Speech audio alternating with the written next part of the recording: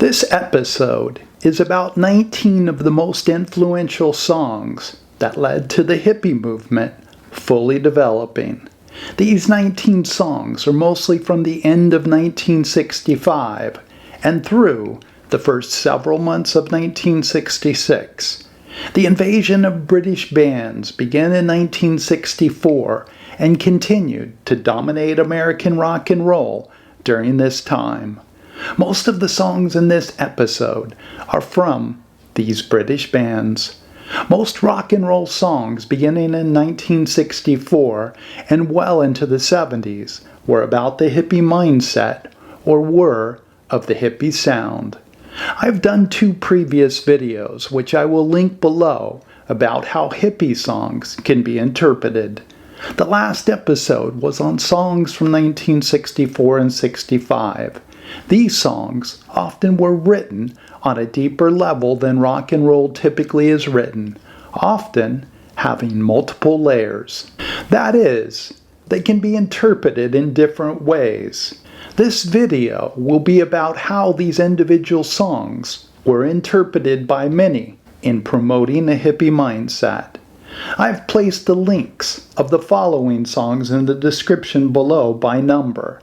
I would like to add now another song from 1964. Number 1, As Tears Go by Marianne Faithfull, written by the Rolling Stones. Mick Jagger was dating Marianne at that time. She is one of the great falls of any story I know of. She was a member of the Habsburg family, one of the most powerful and wealthy families in history. Family members have ruled Austria, Hungary, Croatia, Spain, Portugal, Mexico, and all of Latin America. Their power and wealth extend back at least 1,000 years. Marianne would grow up as a well-known ballerina, then a film and TV star, as well as a model. This was in the 1960s. In the 1970s, she had anorexia, became a heroin addict, and wound up on the streets. She was homeless for years.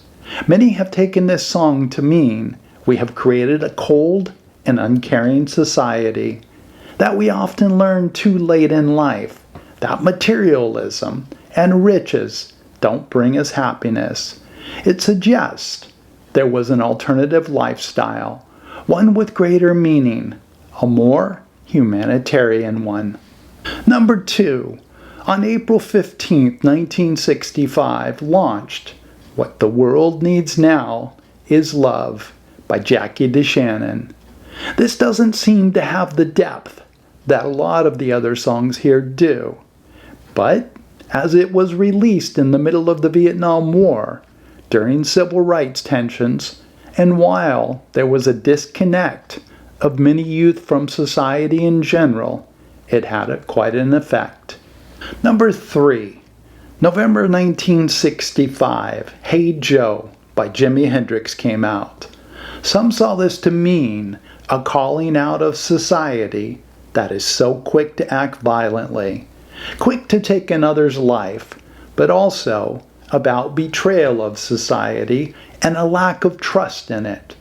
Jimmy sings of a fatal flaw of his protagonist, similar to fatal flaws found in ancient Greek tragedies.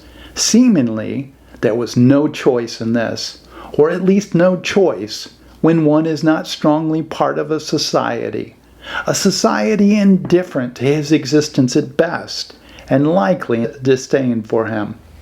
Number 4, November 5th, 1965, My Generation by The Who was made available. It is a song suggesting that the younger generation cannot relate to the older generation and vice versa. This is about the uniting of the younger generation and doing what they wish to do, not what society tells them to do. The line, I hope I die before I get old, talks about how strong this is. However, Roger Daltrey, the singer of this, is now nearly 80 years old. I wonder what he thinks of the original lines. This is among the first proto-punk songs, and would lead to a separate punk rock music movement. Number 5. On December 3rd, 1965, Nowhere Man by the Beatles was released. It used the sitar, as did their song Norwegian Wood, released at the same time. This is the first song the Beatles wrote that had more depth to it. It is when they were changing from pop to a more hippie sound and meaning. Nowhere Man is potentially about a man unhappy and unfulfilled with his life of materialistic successes. His life is lacking meaning, and he is looking for something more from a disconnected world. Number 6. December 8, 1965, California Dreaming by the Mamas and the Papas further led to the belief that California was more of a place of freedom and a new life. It longed for places like San Francisco and Los Angeles, where counterculture was strong, but also used California as a spiritual metaphor. A metaphor for freedom, spiritual possibilities, and away from the life of materialism and harsh judgment. Number 7. January 1966 was When Time Won't Let Me by The Outsiders was out. Some took this to mean time was society's constraint, that we are slaves to work, money, and war. Our lives, because of this, cannot pursue such things as happiness, truly lasting romance, and a meaningful life, that we are unable to search for our purpose. Others took this to mean that the loss of lives in the Vietnam War wouldn't allow one to pursue what one wants in life. Number 8. On January 19, 1966, Homeward Bound by Simon and Garfunkel made its debut. On the surface, this is a song about the loneliness of being a musician on the road. Others have interpreted it to mean life's lonely journey to find meaning. Home is metaphorically seen as a place where meaning is found. Others believe it to mean the way we live in a society which creates loneliness and a lack of love. That we should find a home, which is to find meaning and direction. Number 9.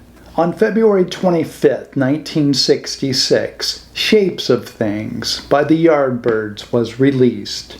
This is commonly believed to be the first big psychedelic song. On the surface, it is anti-war, pro-environmental. The song questions our future.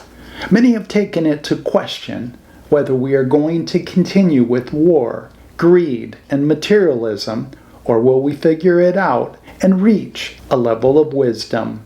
The song seems to offer hope, probably from the developing hippie mindset at the time, but offers the very real possibility that things will not improve, that we will destroy ourselves.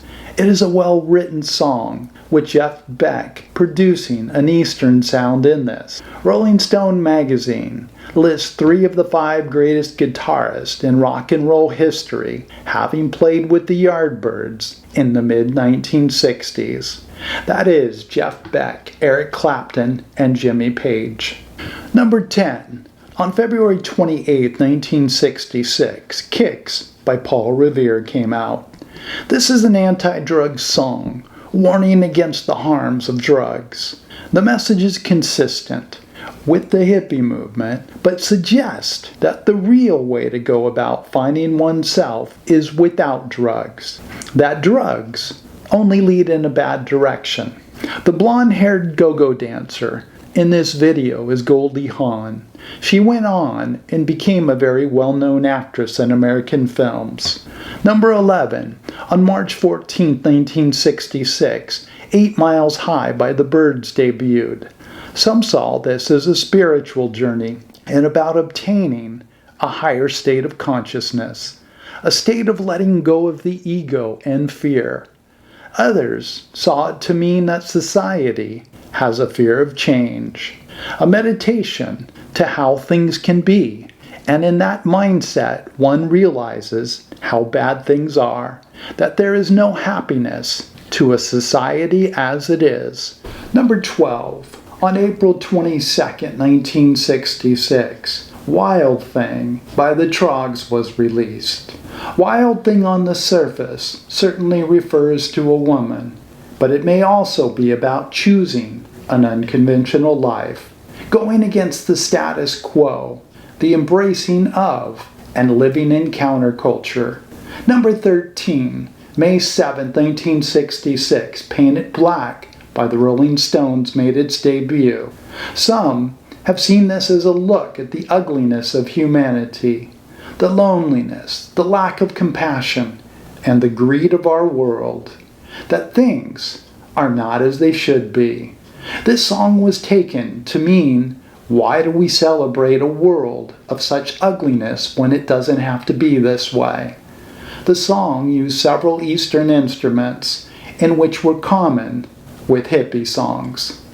Number 14, May 27, 1966, Over, Under, Sideways was done by the Yardbirds. The song is about being overwhelmed, confused, and disoriented by one's life, that to escape from these pressures, one must spend all one makes. This has been taken to mean the joy of freedom and living life as you wish. A call for political and social change. Number 15, June 3rd, 1966, initiated Sunny Afternoon by the Kinks. This speaks to income inequality. The protagonist is unhappy, even though he is wealthy. Also, some have taken it to mean the trap of consumerism. That is, we pursue wealth and material things, but they don't make us happy. It is the simple things that made this protagonist happy. Number 16, July 1st, 1966, Sunshine Superman by Donovan was debuted. Jimmy Page and John Paul Jones played on this, who would later create the band Led Zeppelin. Donovan often collaborated with such musicians as the Beatles, Paul Simon, the Jeff Beck Band, and others. Some have taken this song to be about personal growth, overcoming self-doubt, and meeting one's potential, about cultivating one's inner strength. This is also seen as a rejection of societal expectations and a personal transformation on one's terms. There is always an Eastern philosophy and mysticism influence on Donovan's songs. The hippie songs constantly called out societal issues, but there was hope for a better world. They believed they provided the hope. Number 17, on August 1966, Feeling Groovy by Simon and Garfunkle was released. Groovy was a hippie word that originated back in the 1920s during the Harlem Renaissance and would evolve through the beatniks to mean enjoying life. This song reminds people to live in the moment and enjoy life, to not be caught up in the rat race of society. Number 18, on August 5th, 1966, Eleanor Rigby by the Beatles was known to the world. This is seen as a critique of society's lacking overall connection, the result of the pursuit of materialism, greed, and a lack of concern for humanity. Number 19, August 5th, 1966, released Tomorrow Never Knows by the Beatles. The Beatles had a few earlier songs that were beginning to have the psychedelic sound, but I think this is the first that fully had a psychedelic sound with the lyrics to go along with it. The Beatles would have many more. The song's lyrics suggest surrendering to the experience, transcending the ego, and understand the unity of all things. John Lennon, who wrote the song, was primarily inspired by the psychedelic experience, a manual based on the Tibetan Book of the Dead by Timothy Leary, Richard Alpert, aka Ram Dass, and Ralph Metzer. This was a modern interpretation of the 14th century Tibetan Buddhist text, Bardo the Doll. I will, in the third video of this series, finish 1966 and move into 1967 of the hippie sounds. Thank you very much for watching. If you appreciate the work here, please let others know. Have a great day, and see you in the next episode.